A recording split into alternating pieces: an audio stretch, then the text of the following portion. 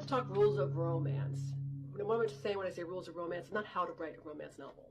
It's saying that if I say this is a romance novel, it's got to follow a certain, I don't want to say structure because structure is a little bit different. These are the rules. What a reader can expect if the author says this is a romance novel. So rule number one, the most important is it's got to have a happy ending, and it's got to be fun. It's got to feel good. You might cry all the way through, but at the end you're going to be just, oh, that felt so good. So rule number one. Rule number two, it's action-packed, fast-paced. This book moves. It moves. It's a romance. I'll call it a romance. Now, put that down. The main issue in a romance is this is what it's called. It's called fucking and fighting. So when the fucking and fighting happens at the same time, that's dark romance. And then it goes out from there. This book is kind of way out there, but usually it's about here. Now you can go way far out, and that's like Maeve Binchy, Nora Roberts. She's running a cat rescue in her beach house in Nantucket, and he's got his bookshop, coffee shop in the pumpkin patch, and he didn't tell her that he had a kid and a daughter, and she met the daughter and liked the daughter, so she got over her feelings. They kiss, they get married, they have a baby in the epilogue.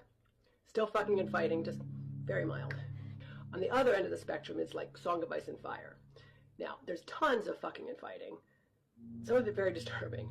It doesn't make you feel good, and it certainly doesn't have a happy ending. Currently, right now, it doesn't even have an ending, but one day it will, and it's not what the series did. That's Game of Thrones, in case you didn't know. So the goal is usually to get married and have a baby. Sometimes they get married and then they have a baby in the epilogue. Sometimes they just get engaged, but that's the goal. That's the goal. It eventually happens in this series for our hero. Now, if the author doesn't disclose that the goal is to get married, she has to tell us. And this is very common in young adult. It's to go to the prom, it's to make him like you, it's to get a makeover and then make him like you. One of the reasons Twilight was so popular is because she didn't set a goal. The goal ended up being the traditional goals, but in Twilight there is no goal set, and it was very controversial at the time. And Twilight, the first book, is excellent. Stop reading at the first book. And then this is also, not this, romance is a one and done. You read it once, you put it on your shelf, you show your friends that you read stuff. Maybe you give it to a friend, you take it down five years later, read it again. You're not meant to go through and analyze all the words and really think about what the author's trying to say. It's fun, it's a great read, you're done. Now in romance, the MC is the hero. We can believe everything she tells us. So if she tells us that she is taking care of her family, she's the parentified child, absolutely 100%, we believe her, we are her. She is us, we are her. Yes, that's the way it's written, that's the way it's supposed to be, them's the rules. Now, I say it's written in a way I like to call first-person shooters. If you've ever played a video game or seen a video game, you know you get the whole world, and then you can get close in for like your kill shots. So, big world, you zoom in, this is romance, and you see the world by kind of looking around. And the way you get the world view is you'll get a view from our main character, from us, but maybe we'll go into the male lead, or we'll go into the best friend. It's called head jumping. Because it's so fast-paced, because it's got to move, a lot of details get missed. And I have a great example of this, and I wish I could remember this book, because in the first act, she had a brother, and in the second act, she was an only child. And we had a conversation with the brother, too, which was sort of like, where'd he go? But it didn't really matter. We weren't going to date the brother, so he was gone. It was fine. I wish I could remember the book, because it was kind of funny. But the point is that it's okay. It's not a big deal. These are one and done. You're not supposed to analyze everything. And it happens for a reason. And the reason is that when the author goes through, they outline, they plot, they write their book, and then they take a chainsaw to it. Like, they hack that book because it's got to move. They hack it. They take all the pieces. They put it together in a cohesive story. They give it to their editor. The editor takes an axe to it. They hand it back in chunks. And then the author makes another thing. And then they continue to cut and cut and cut. And because they're always cutting, something makes it through. You know, in here, there's a couple side quests that are like, oh, I know that means something. There's another influence on here who talks about like the serving of the food. That's on the floor somewhere. It's in her computer. It's in Sarah's computer. There it is. There's a whole thing. I'm sure of it. But cut for pacing. And the reason you have to cut for pacing, I don't know if you've ever been deep in a romance and you get to the ballroom and then the author describes the ballroom to you and you're just like, honey, I've been to like 900 of these things. Just tell me, is it hot? Is it cold? Is it crowded? Is it empty? Go. I don't need to know anything else. I don't want to know how many chandeliers there are. I don't want to know the food. I certainly don't want to know the decorations. I want action. Sometimes they'll do this, you go in the bedroom, and then they'll describe the bedroom to you.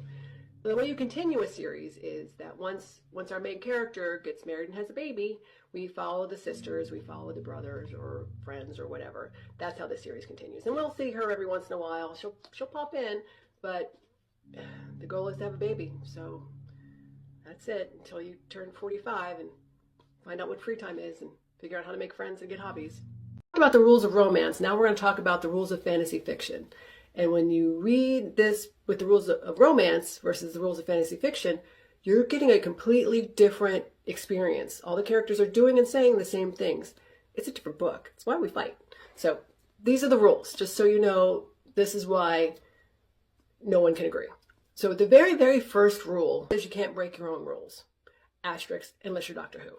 So if a character does a backflip through a door every time, if they don't do a backflip through a door, the author has to either tell you or say, look, they didn't do it. Because if the author doesn't do those two things, the entire fandom will turn on them in an instant. You cannot break your own rules. In fantasy fiction, we need to be told the goal. Are we throwing a ring in the volcano? Are we going back to Kansas? Are we breaking a curse? Why are we here? What are we doing? Also, every word the author says is important. I've deep dived a couple words in here that are crucial in what she's doing to keep us fighting amongst ourselves. She does a couple interesting word choices. We'll cover it later. So also, every word the author doesn't say is important. So, Under the Mountain makes no sense. There's a Tamlin book of comment. I'm hoping it's a tandem read. I'm hoping it's a Tamlin tandem read because I gotta know what happened under the mountain. I got some theories that we gotta cover later, but I gotta know. So everything she doesn't say. Why is our highly reactive main male lead suddenly acting like a zombie? Why? Like, why aren't you telling us? She didn't tell us for a reason. That's why there's gotta be another book. There's a reason. And it's gonna be good. Whatever it is. I'm very excited for it. This is one of the biggest fights. Fantasy fiction, we trust no one. You gotta prove it to us. I don't care if you're the main character. You can be the anti-hero. You could be unreliable. I know there's a lot of fighting over calling Farah an unreliable narrator. If you're reading romance, she's not. You got to believe everything she says. That's the rules. In fantasy fiction, unreliable narrators are the best because that makes you dive even deeper. You got to look around. You got to see what's going on. You got to analyze a lot of things. So when people call Farah an unreliable narrator, it's actually a high compliment. I know it doesn't sound like it, but it is. And it's really good. So yeah, we don't believe Farah. We don't believe anybody. We don't believe Nesta. You can't tell us Nesta's a bitch. We got to see Nesta's a bitch. We got to see Elaine not grasp things. Like, we need to know. We're not taking your word for it. In fantasy fiction, especially here, in fantasy fiction, you can never do first-person shooter. You can never be this close in and looking at the world because they're building the world. You have to see the world. So especially when you're in first person, it's very hard to get a very big, broad picture of what's going on. An excellent example of this is Violet Sorrengail. She's very first person. She's right here. But we get in that classroom, there's a big, wide picture. They explain everything. We even get a map. The whole thing. Plus the friends do quite a bit of heavy lifting in the world building. So we get an idea. It's done very well. A lot of arguments I see is you can't use contemporary context to go into a fantasy novel, and that is just not true. We use a lot of contemporary context to explain fantasy novels. Otherwise, this single book would be 10,000 pages. You got to use contemporary context. For instance, it's patriarchy. I can apply all kinds of rules. So you can skip like a ton of rules, a ton of pages, a lot of words. It's all about cutting words because these books get big quick. Another thing, especially our girl Sarah J., she loves her some Shakespeare. There are all kinds of Shakespeare references in here. And the reason people rely on Shakespeare is not that you might have read Shakespeare, like a lot of people haven't read Taming of the Shrew, but you might have seen 10 Things I Hate About You. It's the same thing. It's the same reference. So she can make a simple reference, save herself a page and a half. We're all on board. Shakespeare has been copied so many times. She's making these Shakespeare references, one, because I think she likes Shakespeare, but two, because it's a very simple, easy, everybody knows, got it kind of thing. And the other thing she does is she uses a lot of Judeo-Christian norms. So I'm just going to give you an example. So you got a girl in a tree she's hunting, she's using a bow and arrow. So because she's using a bow and arrow, it's kind of an odd choice. She's not saying that she's like an Olympic hunter. She's just some girl. So I'm assuming there's no guns. So if it's bows and arrows, no guns, female author, female lead, I'm going Victorian. The dresses are the best. So unless you tell me it's not Victorian, I'm going Victorian. And by the way, I think it's pretty safe to say it's Victorian. Now, male lead, male author, medieval times. Men love their castles and all the killing and the pillaging and stuff. So with just a simple bow and arrow, I know there's no running water. I know they're cooking over a fire, wood-burning stove at best. I know that it's patriarchal. I know that she's poor. And that's just from a bow and arrow. And I can make a ton of other examples of that, but it's not that important at the moment. Now, these books, you are meant to read multiple times. Read it, immediately go back and read through. Read the entire series, go back and read through. I read this when it first came out. I read all the books when they first came out. I thought it was okay. I didn't hate it. I didn't love it. Last year, my daughter said, "You got to read this series." I was like, "I read it. I don't think it was that good." She's like, "No, you got to read it. You got to read it." So I'm like, "Okay, I read it." And when I read it again, it's sort of when I read it, because I read it as a romance the first time. When I read it again, I'm like, this doesn't make a lot of sense. There's a lot of things happening here that she's just sort of dropping. And I kind of wrote it off as bad writing, frankly. And then I read this. So I read this twice.